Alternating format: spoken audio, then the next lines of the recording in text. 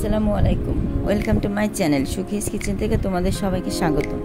আশা করি সবাই ভালো আছো, আমিও ভালো আছি। আজকে আমি তোমাদেরকে দোকানের স্টাইলে একেবারে পারফেক্ট ক্ষীর আইসক্রিম তৈরি করে দেখাবো। তো চলো আমি ক্ষীর আইসক্রিমটা কীভাবে তৈরি করে একবার দেখে নেবে।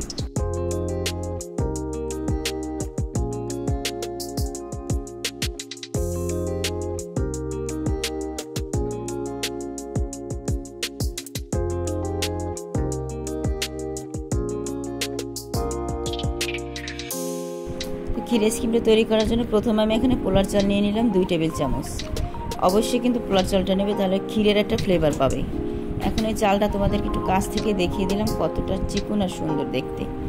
এরপর আমি এই চালের ভিতরে আরও অনেক কিছু মিক্স করব। আমি এখানে কিশমিশ মিক্স করলাম 1 টেবিল চামচ, কাজু বাদাম 2 টেবিল চামচ, আর এই যে আমার হাতের 1 চিমটি জাফরান।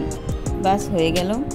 এখন আমি এইটাকে ভিজিয়ে রাখবো অনেক সময়, আনুমানিক আধা ঘন্টা, যাতে সব কিছু একেবারে নরম হয়। এর জন্য আমি এখানে 4 টেবিল চামচ দুধ দিয়ে দিলাম, লিকুইড দুধ। তোমরা চাইলে এখানে গুঁড়া দুধও দিয়ে পানি দিয়ে মিক্স করে রাখতে পারো, তবে আমি লিকুইড দুধটাই দিলাম। এখন এটাকে আমি খানিকক্ষণ বললামই তো আধা ঘন্টা ভিজিয়ে রাখবো, যাতে জাফরানের কালারটা চলে আসে। এখন দেখতে পারছো কালারটা কিন্তু কত সুন্দর চলে এসেছে। এখন আমি ব্লেন্ড করে নিচ্ছি, আর ব্লেন্ড করেছি একেবারে স্মুথভাবে, কোনো রকম দানা ছিল না কোথাও। এখন এটা আমি একটা বাটিতে ঢেলে একটা সাইডে রেখে দেব। আর এখন কিন্তু চাইলে তোমরা একটু পানি দিয়ে আরও পাতলা করে নিতে পারো, তবে আমি ঘনই রেখেছি। এখন যে খিরসাটা তৈরি করব, যেটাকে আমরা খিরসা বলি বা খিরসা আইসক্রিম, যেহেতু এটা ক্ষীর আইসক্রিম, এই জন্য আমি এখানে 1 লিটার লিকুইড দুধ নিলাম, আর পরিমাণ মতন চিনি দিয়ে দিলাম। যেহেতু চিনি আইসক্রিম তো একটু চিনিই হয়, মিষ্টি না থাকলে ভালো লাগে না, তাই আমি এখানে 4 টেবিল চামচ চিনি দিয়ে দিলাম। দেওয়ার পরে ভালো করে মিশিয়ে নিলাম। মিশিয়ে নেওয়ার পরে আমি কি করব, কিছুক্ষণ পর যখন একটা দুটো বলক উঠবে, তখন আমি এই যে আগে থাকতে যে মিশ্রণটা তৈরি করে রেখেছি পোলার চালের, সেটা আমি এই দুধটার মধ্যে দিয়ে নেড়ে চেড়ে অনবরত নাড়তে হবে, নয়তো কিন্তু দলা পেকে যাবে। তোমরা দেখো আমারটাও কিন্তু দলা পাকা ধরছিল, কিন্তু আমি অনবরত নেড়ে নিয়েছি, যার কারণে দলাটা পাকতে আমি দেইনি। এখন আমি একটা হ্যান্ড উইচ দিয়ে মিশিয়ে নেব, নয় কিন্তু দলা পেকে যাবে। আর হ্যান্ড উইচ দিয়ে মেশানোর পরে একটা ঘনত্ব একেবারে পারফেক্টভাবে হয়ে যাবে। এখন আমি কিছুটা ভ্যানিলা এসেন্স দিয়ে দিচ্ছি, যাতে একটা ভ্যানিলা ফ্লেভার চলে আসে। 1 চামচের মতো দিয়ে দিলাম। দেওয়ার পরে ব্যাটারটা ভালো করে মিশিয়ে নিয়েছি হ্যান্ড উইচ দিয়ে, আর পারফেক্টভাবে কিন্তু ঘন হয়ে এসেছে। এখন কিন্তু এটা আমি নামিয়ে নেব, কেননা এটা নামানোর পর কিন্তু আর একটু ঘন হয়ে আসবে, এটা কিন্তু এতটা পাতলা থাকবে না। তো একটা সার্ভিং বলে উঠিয়ে নিলাম, সবটুকু ব্যাটার উঠিয়ে নিলাম। আর উঠিয়ে নেওয়ার পর আমি একটা সাইডে রেখে দেবো এটা ঠান্ডা করার জন্য। এখন চলে এসেছি ক্রিম। আমি কিন্তু এটা ঠান্ডা হওয়ার পরে ফ্রিজে রেখে দিয়েছি। এখানে আমি 1 কাপ হুইট ক্রিম নিয়েছি। আর আমি কি ক্রিম ইউজ করি তোমরা অনেকেরাই জানো, আর যারা না জানো তাদের উদ্দেশ্যে বলছি, আমি সবসময় ট্রপিক্যাল হুইট ক্রিমটা দিয়ে আমার কেকের কাজও করি, বা আমি ঘরে যা খাবারই বানাই এটা দিয়ে বানাই, এটা আমার কাছে বেস্ট মনে হয়। আর আজকে যে আমি আইসক্রিমটা তৈরি করছি, আমি টোটাল কি বলবো 1.5 কেজি আইসক্রিম তৈরি করছি। মনে হয় আমার 150 টাকাও খরচ হয় নাই, কারণ তোমরা জানো একটা হুইট ক্রিমের দাম কত, আর এখানে যে কতটুকু কি নিয়েছি সেটাও তো জানোই, আমি তো দেখাইয়ে দিলাম টোটাল।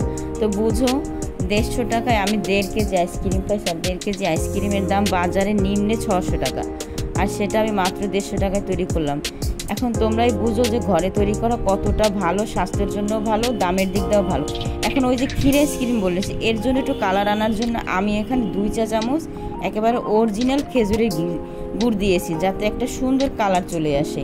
তোমরা চাইলে কিন্তু এটা ক্যারামেল চিনি গলিয়ে ক্যারামেল বানিয়েও দিতে পারো, তবে কিন্তু খুব সুন্দর একটা ফ্লেভার আসছে আমি যখন এই খেজুরের গুড়টা দিয়েছি এখানে। তো কালারটা কিন্তু মশলা দিলে চলেই এসেছে। এখন আমি 2টা আইসক্রিমের মোল্ডে নিয়ে নিলাম, আইসক্রিমের বাটি, কেননা আমি তো তোমাদেরকে বলেছি যে অনেকগুলোই হয়েছে, আমার 1.5 কেজি হয়েছে। আমি একবার ভাবছিলাম তোমাদের সঙ্গে একটু আমার মিটার দিয়ে মাপ দিয়ে দেখাবো, আবার বলি যারা বানাও তারা অবশ্যই জানো যে এখানে কতটা আইসক্রিম হয়েছে। এখন উপর থেকে সুন্দর একটু দেখানোর জন্য, ডেকোরেশনের জন্য আমি কিছু কাঠবাদাম এরকম কুচি কুচি করে দিয়ে দিলাম, আর কিছু কিশমিশ, যাতে এটা খাওয়ার সঙ্গে চাবানোর পরে আর মিষ্টি লাগবে। তো যাই হোক, এগুলো আমি এখন ফ্রিজে রেখে দেবো, পরদিন দুপুরে তোমাদের সঙ্গে শেয়ার করব, আর আমরাও খাবো। জানোই তো এখন প্রচুর গরম, আর এই গরমে তোমাদের সঙ্গে এরকম সহজভাবে শেয়ার করলাম। আমার চ্যানেলে আমি এর আগেও 2টা আইসক্রিমের ভিডিও ছাড়ছি, মোটামুটি আলহামদুলিল্লাহ একটা ভালো ভিউ পাইছি। তো ভাবলাম আরও শেয়ার করবো তোমাদের সঙ্গে। এখন প্রচুর গরম জানোই তো, এজন্য তোমাদের সঙ্গে আমি আরও কিছু আইসক্রিম শেয়ার করবো, যাতে আমার ভিউয়ার্সরা বাসায় বানিয়ে খেতে পারে অল্প খরচে অল্প সময়। তো পরবর্তী তোমাদের জন্য আবারও নতুন কোনো রেসিপি নিয়ে আসবা। আর আমার এই ক্ষীর আইসক্রিমে কতটুকু কী লেগেছে সেটা তোমরা ডেসক্রিপশন বক্সে পেয়ে যাবে, আমি ওখানে লিখে দেবো। এখন তোমাদের সঙ্গে শেয়ার করতেছি আমি একটা সার্ভিং বলে উঠি, মাসাল্লা দিলে দেখতেই পারতেছো যে কত সুন্দর কালার চলে এসেছে আর একটু ক্ষীর ক্ষীর লাগতেছে। এখন আমি এখানে কিছুটা জাফরান দিয়ে দিলাম দেখার সৌন্দর্যের জন্য। তো ভালো থাকবে প্রিয় আপু ভাইয়েরা, সুস্থ থাকবে। তোমাদের জন্য আবারও নতুন কোনো এরকম মজার মজার রেসিপি নিয়ে হাজির হব। সে পর্যন্ত সবাই ভালো থাকবে। আল্লাহ হাফেজ।